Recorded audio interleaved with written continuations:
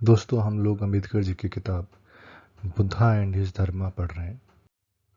इस किताब का तीसरा खंड बुद्धा ने क्या पढ़ाया और उसका चौथा पार्ट अधर्म क्या है।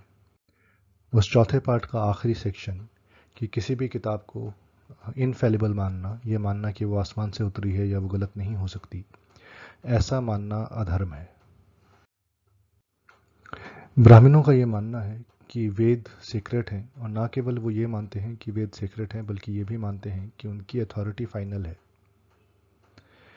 ब्राह्मणों का ये मानना है कि वेद ना केवल फाइनल है बल्कि इनफेलिबल है, उसमें कोई गलती भी नहीं हो सकती। बुद्धा इस थॉट के कम्प्लीटली खिलाफ थे।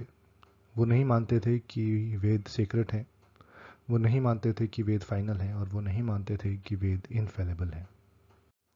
बुद्धा से पहले भी बहुत से टीचर्स ऐसे आए हैं जिन्होंने वेदों का खंडन किया है, लेकिन धीरे धीरे उनके जो फॉलोअर्स हैं वो वापस उसी लाइन में आ जाते हैं, वेदों को मानने वाले लाइन में, ताकि वो ब्राह्मणों का गुडविल जीत सकें।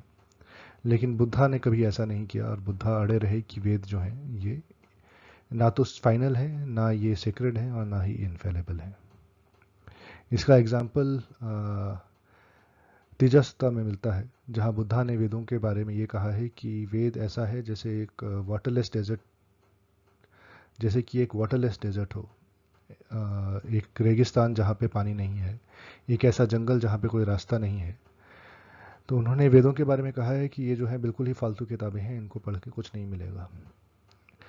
अगर कोई आदमी इंटेलेक्चुअल या मॉरल प्यासा है तो वेदों से उसकी प्यास नहीं बुझने वाली। वेदों में गलती नहीं हो सकती, इसके बारे में बुद्धा ये कहते हैं कि कोई भी किताब ऐसी नहीं है जिसमें गलती नहीं हो सकती, इवन वेद भी ऐसे नहीं है।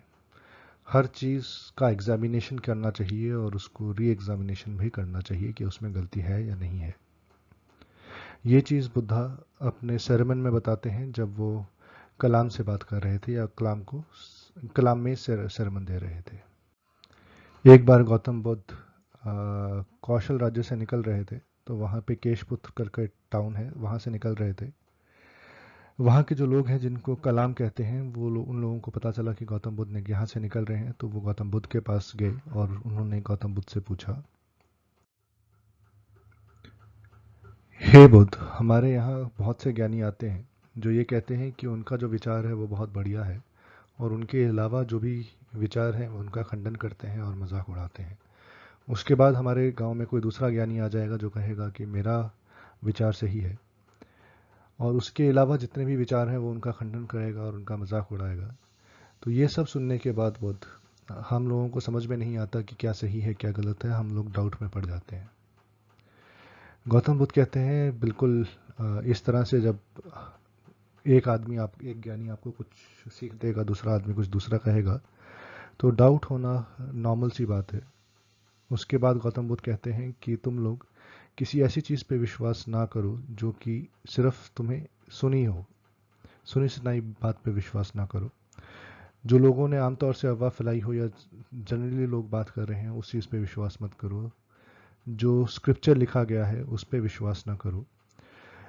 जो सटल्टीज़ ऑफ रीजनिंग या लॉजिक पे बात करी जाए, मतलब रीजनिंग और लॉजिक से घुमा फिरा कर कोई चीज़ तुम्हें समझाए, तुम उस पर विश्वास ना करो।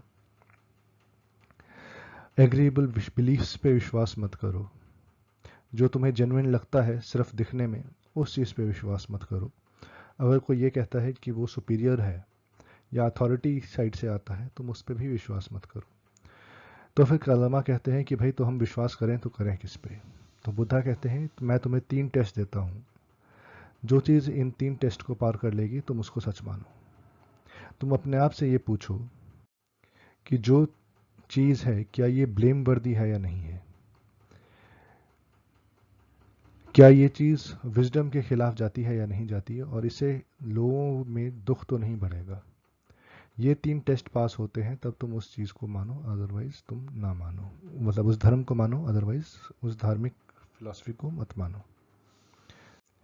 इसके अलावा, इन 3 टेस्ट के अलावा तुम्हें यह भी पूछना चाहिए कि जो डॉक्ट्राइन तुम्हें पढ़ाई जा रही है, क्या उससे क्रेविंग बढ़ती है, क्या उससे हेट्रेड बढ़ता है, क्या उससे डिल्यूजन बढ़ता है, क्या उससे वायलेंस बढ़ता है।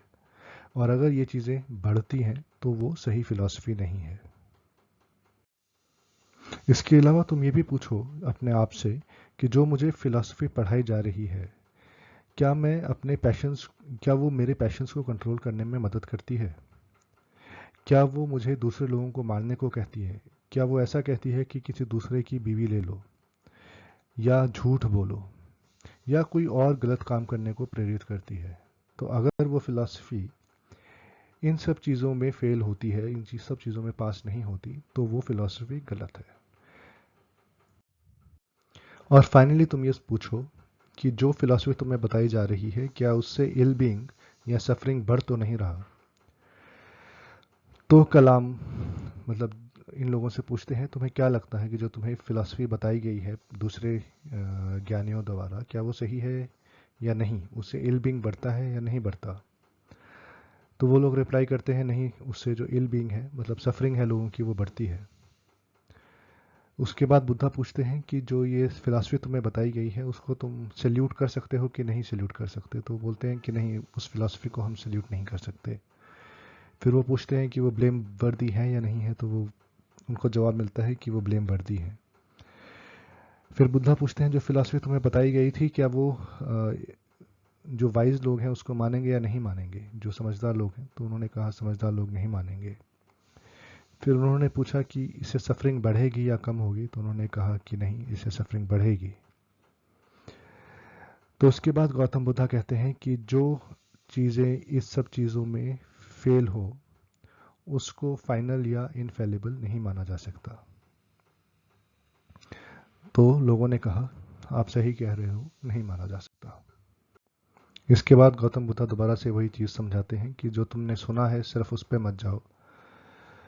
जो सटल्टीज ऑफ रीजनिंग या लॉजिक से कोई चीज़ तुम्हें घुमा फिरा के बताई जाए, उस पर मत जाओ।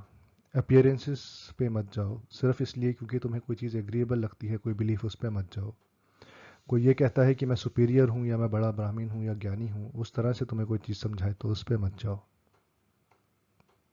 तुम्हें 3 टेस्ट पास कराने हैं, जो भी तुम्हें कोई फिलॉसफी बताए, तुम 3 टेस्ट पे रखो उसको, कि वो सैल्यूट करने लायक है या नहीं है, वो ब्लेम वर्दी है या नहीं है, जो समझदार लोग हैं उसको मानेंगे या नहीं मानेंगे। और अगर ये 3 टेस्ट पास होते हैं, तब तुम उस फिलॉसफी को तुम मानो, अदरवाइज तुम ना मानो।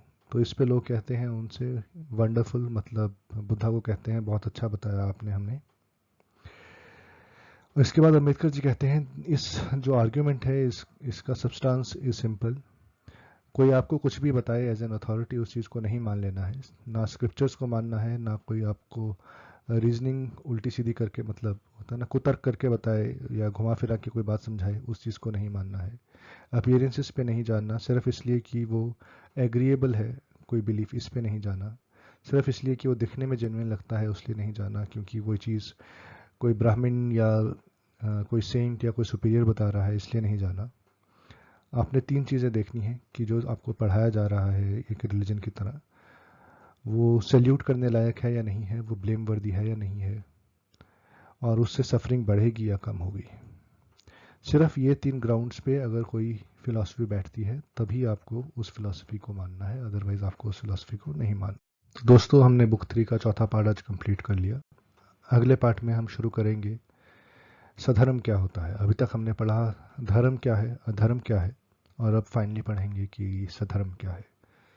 मुझसे जुड़े रहने के लिए बहुत बहुत धन्यवाद। मिलते हैं अगले वीडियो में।